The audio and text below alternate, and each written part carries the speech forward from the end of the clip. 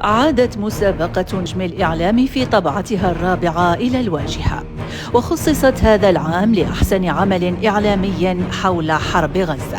واستقبل الصالون الإعلامي للدكتورة فيروز لمطاعي عشرات المشاركات من عدة دول عربية عكست حب فلسطين الذي جسد في صوت عربي واحد. تمثل وبكل بساطة فضاء نلتقي فيه نحن أحباء مهنة الإعلام والصحافة والشغوفين بعالم الإعلام، هذا إضافة إلى أنها مضمار يتسابق فيه الكل.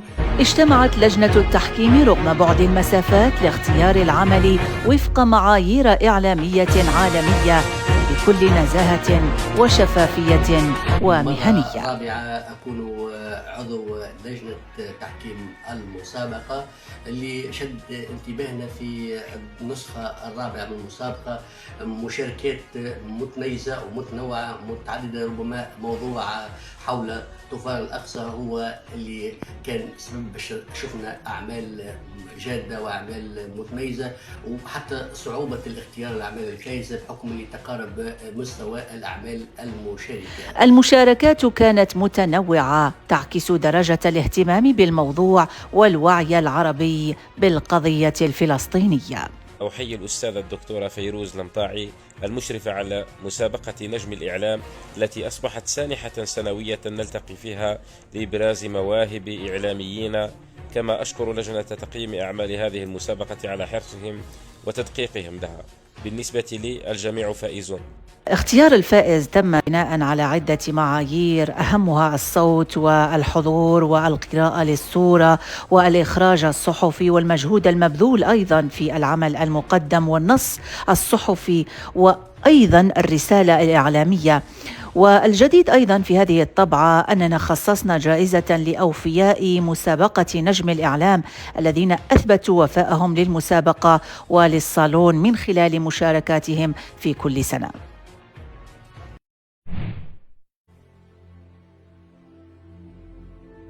جائزة أوفياء مسابقة نجم الإعلام قدمت لي محمد عادل بن عبد المالك من بشار، ومرسلي علي من الجزائر، وقدمت أيضا لنجلاء برحامد من الجزائر. جوائز تشجيعية حصل عليها سفيان من جيجل، ومحمد كحول من الجزائر، ورقصت كالشيطان، يبرز عناوين وبخلالة فوزية من ولاية جيجل بين المقاومة الفلسطينية بالتدخلات العسكرية وحدها، وحياة زناتي من غليزان. جائزة لجنة التحكيم حصدتها قبسي شاهيناز من ولاية خنشلة في أرض الأمان والأحلام البنفسجية. نجم الإعلام المرتبة الثالثة قدمت مناصفة لسلسبيل العويني من الجزائر،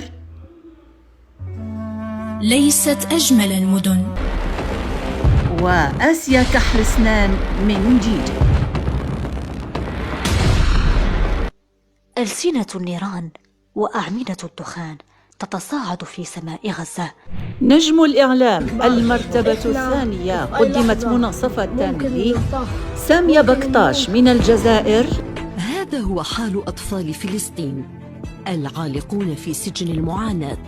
وميرا أندلسي من تونس ولاية نابل. الحياة في غزة عجيبة، يمكنك أن تنام على جنازة وأن تستيقظ على زفاف.